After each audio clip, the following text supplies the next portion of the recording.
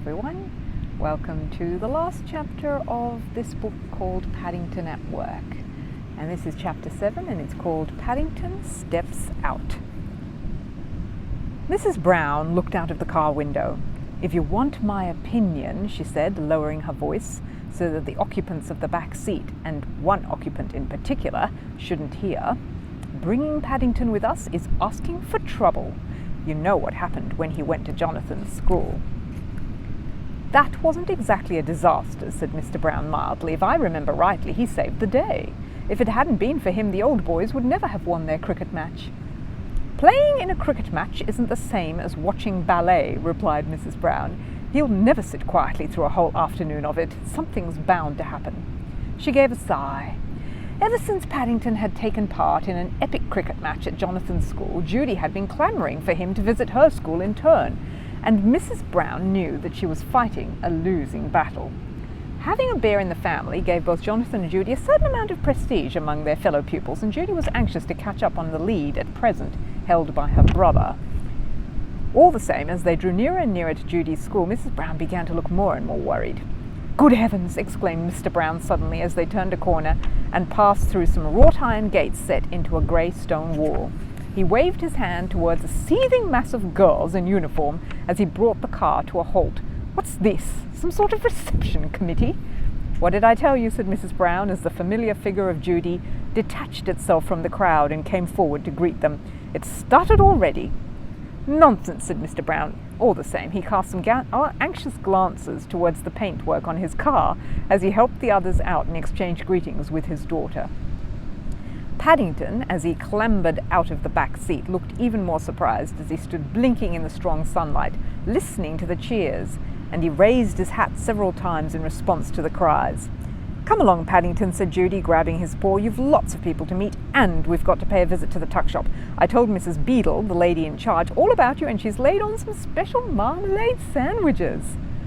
"Mrs. Beadle's laid on some marmalade sandwiches!" exclaimed Paddington, looking most impressed.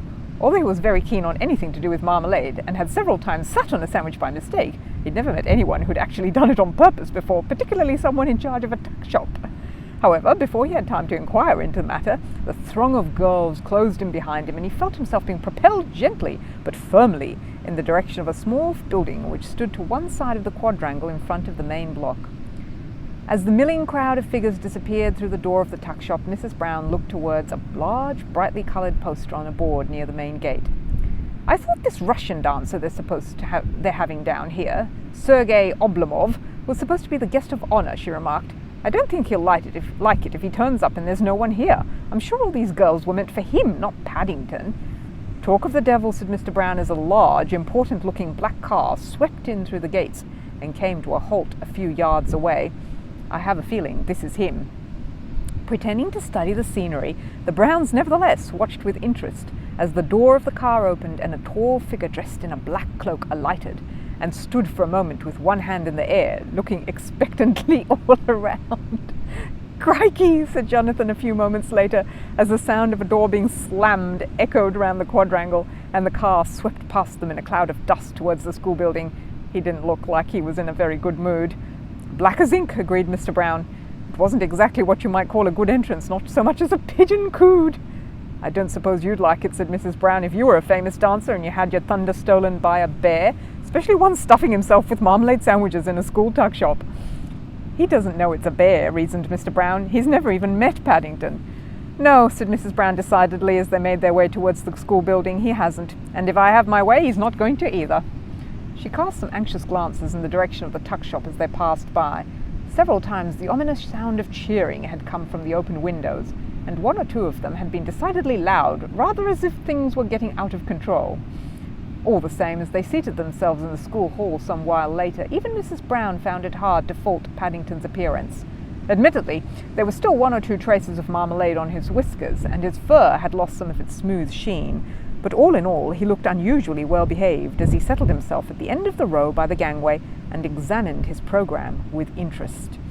"You know, I'm really looking forward to this," said Mrs. Bird with enthusiasm as she made herself comfortable. "I like ballet dancing." The others looked at their housekeeper in surprise as a faraway look came into her eyes. "I haven't seen any good dancing for I don't know how many years." "I'm not sure you're going to now," whispered Mr. Brown as the curtain rose to reveal a woodland glade and several small figures dressed as toadstools. "It's the juniors," whispered Judy. "They're doing their nature dance." Paddington opened his suitcase, took out his opera glasses and peered at the stage with interest. "Are you enjoying it?" whispered Judy. Paddington thought for a moment. "It's all right," he announced after some thought, "but I can't hear what they're saying." "People don't say anything in ballet," hissed Judy. "They mime it all. You have to guess what they're doing by the dancing."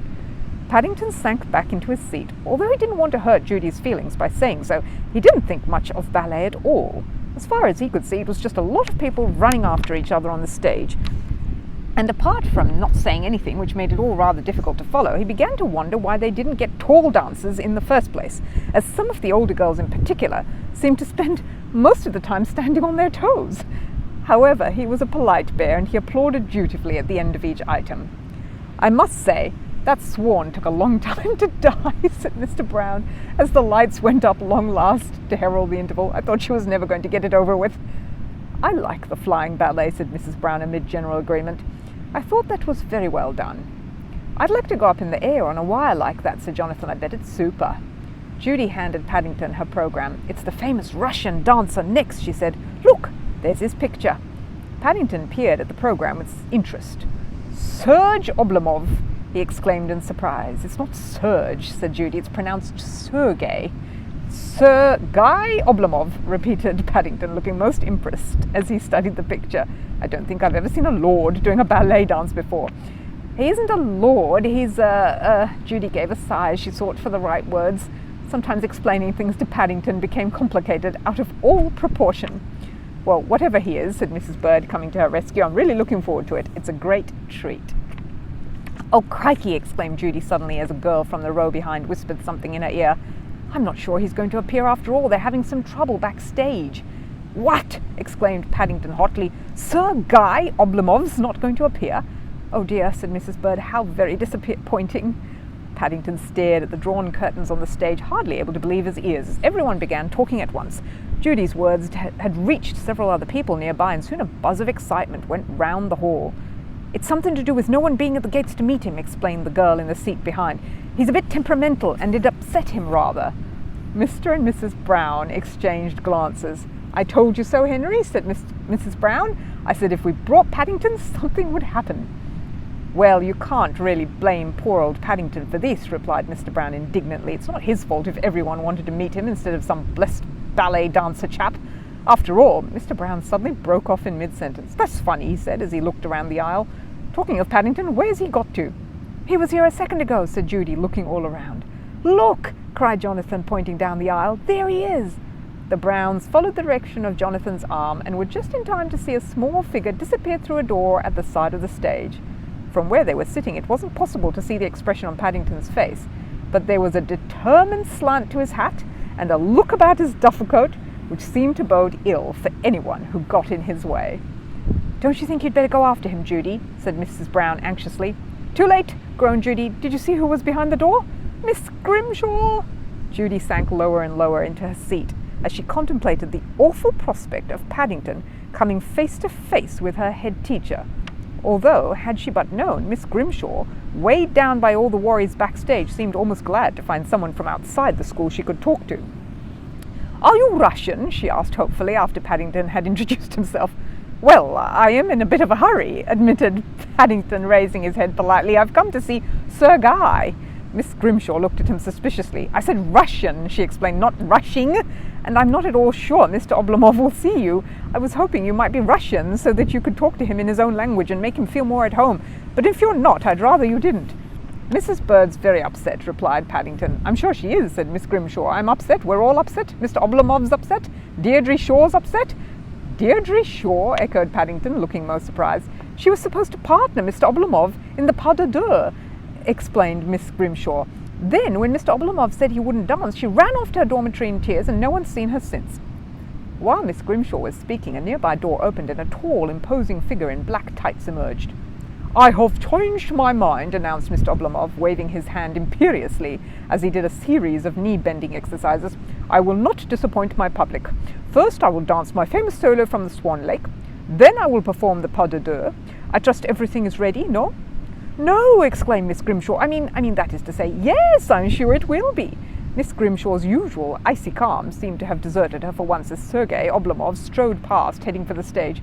Oh dear, she exclaimed. Now he's changed his mind again and Deirdre Shaw's disappeared. What's he going to say when he finds he's without a partner in the second half? I shudder to think.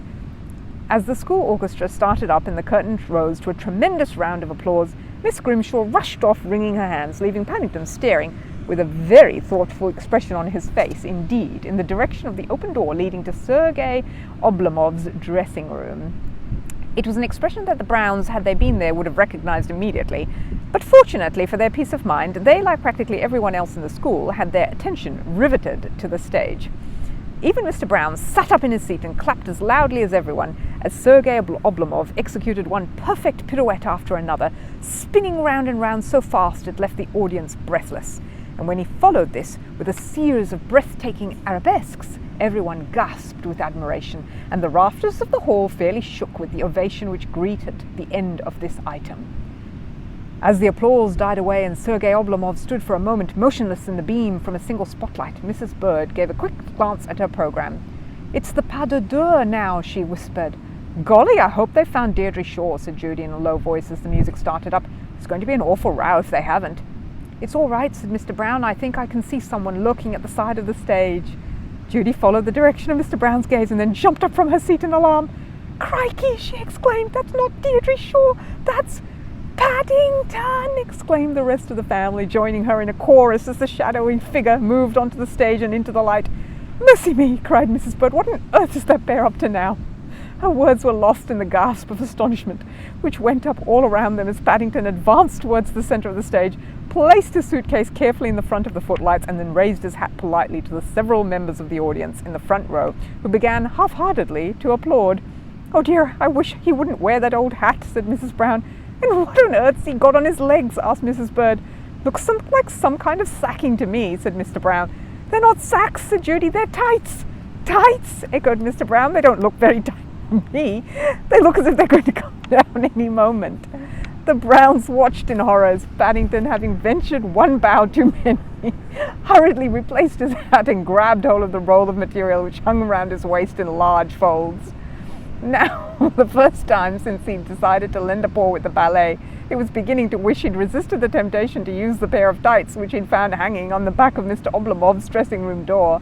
Bear's legs, being rather short, put him at a disadvantage to start with, but as far as he could make out, Sergei Oblomov's legs were twice as long as anyone else's, so that an unusually large amount of surplus material had to be lost at the top. Apart from tying a piece of string around his waist, Paddington had hopefully made use of several drawing pins which he'd found on a notice board at the back of the stage, but most of these seemed to have fallen out. So he had to spend some moments making last-minute adjustments to a large safety pin which he'd put on in case of an emergency. It was at this moment that Sergei Oblomov, oblivious to all that had been going on, finished executing a particularly long and difficult pirouette near a pillar at the back of the stage and came hurrying down towards him. He stood for a moment, poised on one foot, his eyes closed, as he prepared himself for the big moment. Paddington raised his hat politely once again and then took hold of one of Mr. Oblomov's outstretched hands and shook it warmly with his paw. Good afternoon, Sir Guy, he exclaimed. I've come to do the pas de deux. Sergei Oblomov seemed suddenly to freeze in his position.